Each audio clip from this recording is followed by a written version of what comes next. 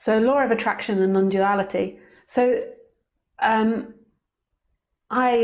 you guys might know, I really love the law of attraction, and I see it fitting perfectly with what they would call in Eastern traditions as karma or rebirth.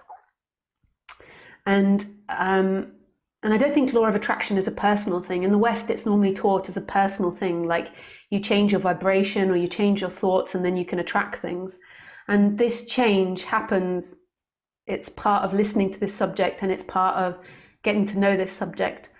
And basically, to me, law of attraction is coming into your natural flow. So right now, I am responding out of nothing. So the Lisa character is responding within the apparent bounds of the Lisa character. Like, I'm not just suddenly speaking Japanese, and I'm not suddenly speaking with a really deep voice, and I'm speaking English. So I'm speaking within the bounds of the words I know, of this body-mind knowledge. But in the very moment, it's energetically just appearing. It's not coming from an identity that I'm trying to craft or to make. It's just coming out. So it's coming out in the pattern of Lisa, but it's nobody's. Like, there's no Lisa at the center of it, like holding it and saying, this is who I am, and you've all got to buy into who I am. And when people are doing that, you can energetically feel it when they're trying to force you into a role or a position or a way of being. So law of attraction to me is now, like, I'm not following or just take it off of me. Like the person that's free, or the energy that's free, isn't following an identity. An identity is a contraction, and in a way, an identity, an illusion, a seeking energy is a rejection of what is. So it's always like scared of life and trying to push life away, and it's holding it in a greedy way. So when you're identified, there's always this kind of like self-centeredness about things, that things are for you and you're trying to get things. But when that disappears, it's like things are coming out of this place of love, of freedom. So therefore, what you attract in the external is like love and freedom. Like what you see in the external is love and freedom and beauty. So it's like that's what the law of attraction is. Like, you move out of the way on the seeking level, and then the life manifests in the way that you energetically feel. When you're identified and you're seeking, life is also energetically manifesting the way that you feel, dependent on what you're identified with.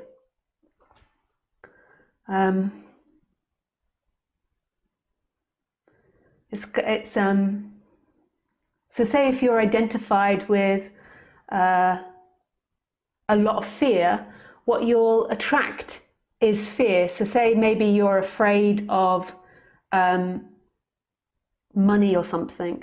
What you'll attract is disharmony with money. You'll constantly be coming up with disharmony and money.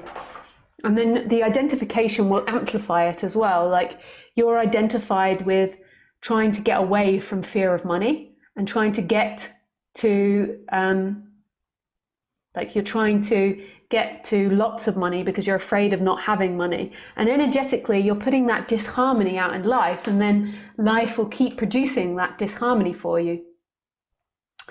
And when there is no identification there, you're still going to have and manifest the way that body responds to life, but the general feeling of it is well-being and trust. So you're more aligned, you're no longer seeking and rejecting, so therefore your personality structure is more balanced. It's still going to have issues, and it's still going to come up against things, and it can always expand and improve and grow, but it's not getting so identified with all these illusory thoughts into time, and all these illusory thoughts about how much it hates money, how it's other people's fault, how other people have made this world evil because of money, and politicians suck, and everyone that's rich suck. If you've got all that story going along, you're going to just keep producing that in your life, that complexity and that difficulty. But when everything's coming out of nothing, it's coming out of a base of love. So the personality structure is wanting to vibrate with that person, that feeling of love. Like it's like, I'm not sitting here or you're not sitting there like trying to find fault with everything, because there's this natural well-being, like your essence, the I am consciousness is love. So that manifests into the personality structure. The personality structure feels more love, more trust, or more positive emotions. So it has more positive thoughts, so it attracts more positive things. It still has its issues and its conditioning that it can work on, but generally it's more balanced. When you're identified, you've got all these complex stories and all these things you're trying to deny and avoid. And when you try to deny and avoid something, you attract it to you in life. So say if you're a person that fears life being chaos or out of control, you try to deny that and control everything. What you're going to attract in your life is constant chaos. You're constantly going to be like chasing your tail, trying to sort out life and not have chaos, because you'll just see chaos everywhere. Even if you've got a perfect house, it will rain outside and then there'll be dirt outside. You'll be like, and then your partner will come in and walk in mud and you'll be like, oh, and you'll constantly be in this sense that life is chaotic. And then through life, when you don't deal with these things, you create it more and more and more. And by the time you're in your 60s and 70s, life is just constantly chaotic and overwhelming. And you actually feel and get stuck, like you can't do things and you can't control it. And so there's this very complex and difficult feeling. As you begin to let go of that sense of self and undo these things, balance the character, and there's this energetic let go of it, your natural being, your essence is love and letting go, letting go. Consciousness is constantly letting go. It holds on to nothing. And then the I am is love. So beingness, who you are, is love and watching and knowing and consciousness of this. And then the personality structure grows more and more into that. And when you're not seeking to avoid things become a lot more simpler, because you're like, well, that's what it is. And you're not focusing on that. You're dealing with something that's painful and then you're getting over it. When you're stuck in something being painful for like 3 days and like constantly repeating it in your head, that's all you're bringing towards you. Your inside and outside world are the same. And this isn't just what law of attraction says in the West. This is also what karma says. This is what Buddhism says. This is what Hinduism says, that the way that you think and feel is the way you see the outside world, because you see the outside world through these instruments called bodies. So if you've got a really fearful body, the whole world is fearful. If you've got a really hateful body, the whole world is hateful. If there's no identification and the body is balanced, which normally go hand in hand, that the body's more balanced, it still has unevenness, but more balanced, and there's not that seeking energy, there's not that identification with form and with something, then your natural essence is love. Like constantly there is this like this groundedness, this knowing, this deep knowing. It's not even mental, it's like energetical, of emptiness and love, of not holding on to anything, of nothing being you. You're everything and you're nothing. And it's love and it's emptiness. And when there's this deep knowing and grounding in this, then the personality structure forms more to that. And the feeling is one of love and well-being. So the outside world is of love and well-being. Obviously, your personality structure is still going to deal with things. Like when I walk Khaleesi, I do not like the cows escaping from their pen and coming on the path. This is scary for me. So there's still things that you can expand to. And if I didn't have that response and I didn't feel cows are friendly, I know there would be no disharmony. They wouldn't ever chase me and there'd be no disharmony. But because I know I have a fearful reaction, I'm aware there's a chance they'll chase me, because there's the law of attraction. So then I'm like, pretend you're a tree, pretend you're an arbor, tree, I'm a tree. Or I quickly walk the other way. I'm like,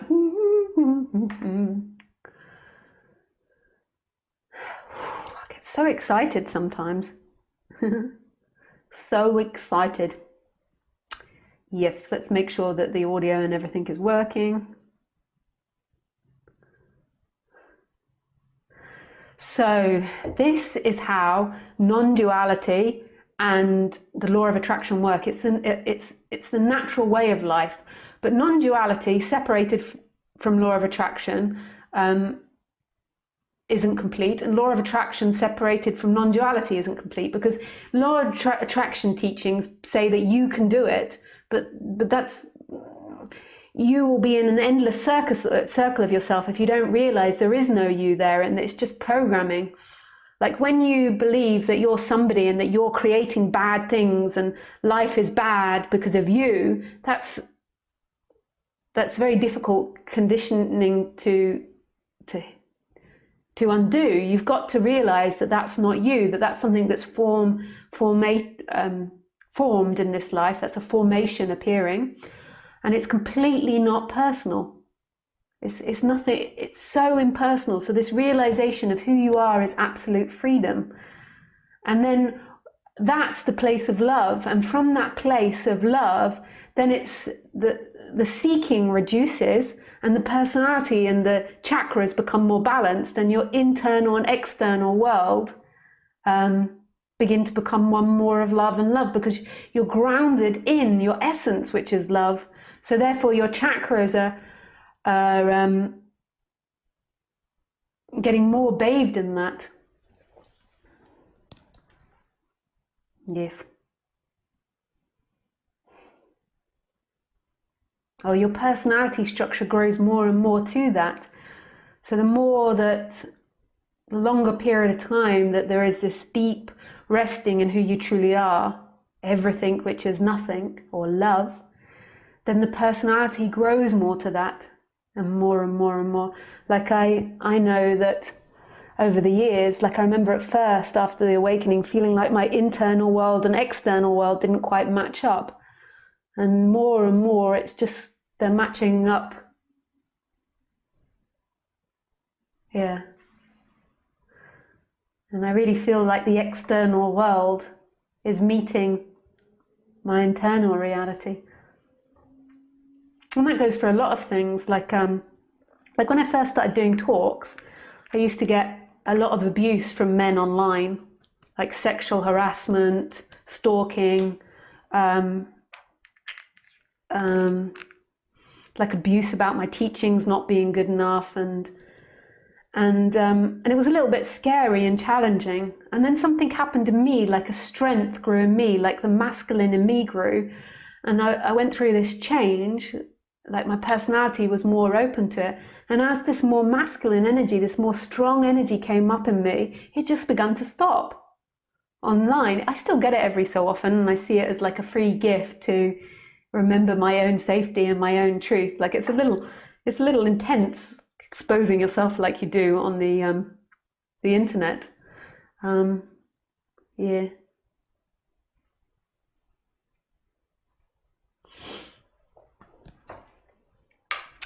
And so life is always giving you opportunities. You know, you think that the challenges in your life are bad things and why did they happen to you? But seen properly and seen with love, they're seen as something that can help you expand and change and grow more into, on the human level, into that love of who you are, which is the absolute. But know that law of attraction never works without deeply knowing who you are. When I work with people in one-to-one sessions, basically what a lot of I'm doing is trying to get them to see their associations with their feeling body and with their thoughts. So settling it down. I also talk about non-duality at parts in the session as well, but I concentrate more on pointing out their connections in their thought, because I feel like they can resonate with the non-duality online. They can hear it online, and it's like a resonance thing. I do talk about it in the one-to-one sessions, but I spend more time just like association. So like say they come to the session and say they've got a problem with their father, and every time they're with their father there's disharmony and they want to get out of that. So then I just go through it, like looking at their associations, like what is it you feel when you see your father? How is the way he speaks to you? How is the way you reply? And what was it like when you were children? What's it like with boyfriends? What do you think the father's taking from you or giving to you? Like your associations. And I truly believe that as you change your associations, the outside world will change. Like big time. Big time. But again, that change has to be with non-duality, because in order to be truly free, you have to know that freedom is never getting to the end of your conditioning. That's like an endless cycle that you can endlessly grow and expand. The true freedom is right here, is that speaking comes from nowhere, speaking is free, the seeing comes from nowhere, the feeling comes from nowhere, that everything's arising from this moment, which is love. And I say these things and you resonate with what I say, and that's that resonance. Even if I'm talking about law of attraction or problems or something else, you're resonating with that freedom, that you aren't something bound, and that I'm not something bound. There's nothing that's bound here. And then also on the intellectual level, you're learning how to expand yourself on the human level. Because when you're stuck in seeking, or when you're going from seeking to freedom, the reason that the seeking carries on, or the identification carries on, is because you still feel that you're going to find freedom in time. So you still feel that there's something that you're going to do that's going to lead you to freedom in time. And that's why I have to keep undoing those things with you, because that's a lie. And it might be really deeply unconscious in you, like you're still looking for a parental love. Like sometimes people come to non-duality teachers because they resonate with it, but because also they're looking for unconditioned love in a human, and they're like, aha, I found somebody enlightened, they're going to unconditionally love me. On the absolute level they do, but on the human level it's relative, it's conditioned for everybody. And that's like, you can go to a teacher, but maybe they prefer somebody else, they prefer spending their time with someone else, so it's conditioned on the apparent human level. But on the absolute level, they love you unconditionally. I love this subject. I feel I'd like to do a Khaleesi dance now with you, but Khaleesi is not here. She is in the garden.